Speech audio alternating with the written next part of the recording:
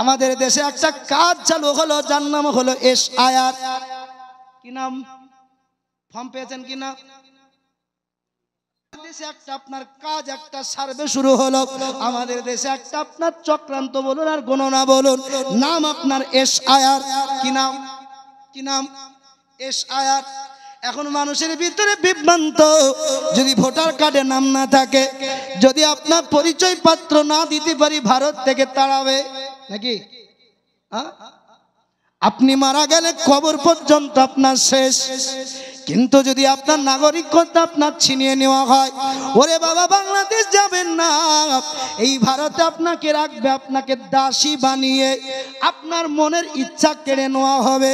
ওরে মুসলমান, সম্পদ আছে যদি নবীর ঘরকে না দেন, সত্যি আপনি যদি SIR যদি লাগু হয়ে যান, ডিটেনশন ক্যাম্পে থাকবেন, সম্পদ আপনার মুখে খাবে।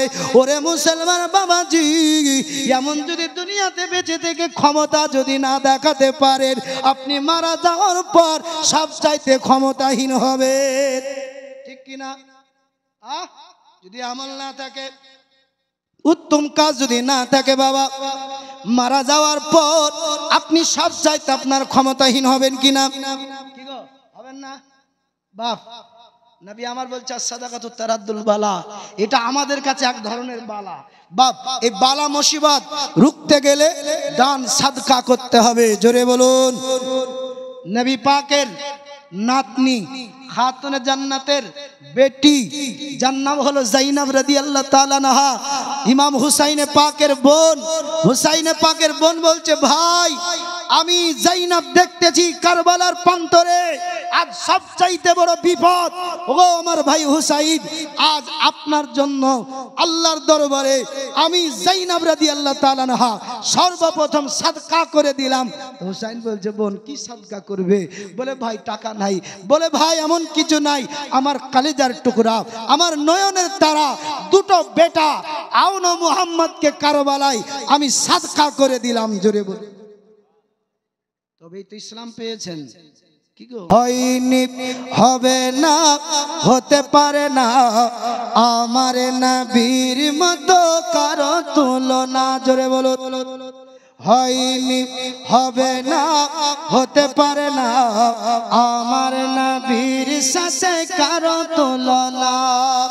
ও গো তুলনা তো দূরের কথা, ছায়া মিলে না, হয়নি, হবে না, হতে পারে না, আমার নবীর সাথে কারো তুলনা। হাত তুলে বলেন ইয়া রাসূলুল্লাহ। আচ্ছা, নবীর মোহাব্বত কে কে করেন? হাত তুলেন। কি গো, আমার নবীজিকে কত মোহাব্বত করেন? হাত তুলেন। মোহাব্বতের লোক, সুবহানাল্লাহ, মোহাব্বতের লোক বেশি গো বাপ। বাবাজি, আচ্ছা নবীকে মোহাব্বত না করলে ওখানে শান্তি পাওয়া যাবে? কি বুঝলেন? আচ্ছা যদি আজ আপনি নবীর না হন, তো কাল নবী আপনার হবে? কি গো, দুনিয়ার থিওরি যদি এই হয়, তৃণমূল পার্টির পতাকা না ধরলে, যদি কাটমানি টাকা না খাওয়া যায়, তো মুস্তাফার রহমতের ঝান্ডায়, মায়ার ঝান্ডায় যেতে হলে নবীর প্রেমের ছত্র ছায়ায় দুনিয়াতে আসতে হবে না? কি গো, ফুল ফুটে যেমন ঝরে তেমন খোদার বাগানে, আয়ো কতক্ষণ কারে এখানে কে বলো জানে, তাই থাকতে সময়, তাই থাকতে সময় নাও বুঝে ভাই জীবনের মানে, সব আছে লিখা দেখে নাও হাদিস কোরআনে।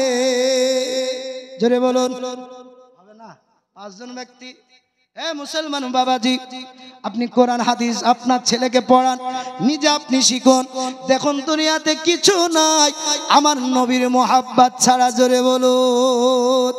ফুল ফুটে যেমন ঝরে তেমন খোদার বাগানে, আয়ো কতক্ষণ কারে এখানে কে বলো জানে, তাই থাকতে সময়, তাই থাকতে সময় নাও বুঝে ভাই জীবনের মানে, সব আছে লিখা দেখে নাও কোরআনে এ দুনিয়া যদি মনে হয় এক পানির ওই ফোঁটা জোরে বলুন সুবহানাল্লাহ এ দুনিয়া যদি মনে হয় এক পানির ওই ফোঁটা আখিরাত জেনে রেখো বিশাল সাগর যে সেটা কি গো ঠিক না দুনিয়া আমাদের জন্য একটা পানির ফোঁটা এ দুনিয়া যদি মনে হয় এক পানির ওই ফোঁটা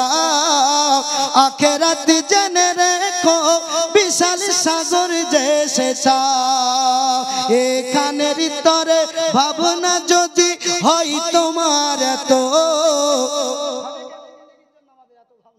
বাড়ি গাড়ি অট্টালিকা ধন সম্পদ এ মুসলমান নমরুদের দিকে একবার তাকান ফেরাউনের দিকে একবার দেখুন আপনার চাইতে জমিওয়ালা আপনার চাইতে সম্পদওয়ালা আপনার চাইতে ধনওয়ালা ছিল কিন্তু আল্লাহর জমিনে তারও মৃত্যু হলো ওরে মুসলমান দুনিয়ার মাল দুনিয়াতে থাকলো কিন্তু নমরুদ নাই আর ফেরাউনের আপনার রাজত্ব নাই আছে নাকি আপনার আমার থাকবে নাকি কি গো যদি আল্লাহর পক্ষে থাকেন নবীর পক্ষে থাকেন এই রাজত্ব আল্লাহর জান্নাত পর্যন্ত কায়েম থাকবে জোরে বলেন কবি কত সুন্দর কথা লিখছেন এখানের তরে ভাবনা যদি হয় তোমার তো ওখানের তরে ভাবা উচিত বলো না কত এখানের জন্য যদি ভাবনা এই হয় আব্বাজি মুসলমান ভাইয়েরা উত্তম আপনাকে বাস্তব একটা উদাহরণ দিচ্ছি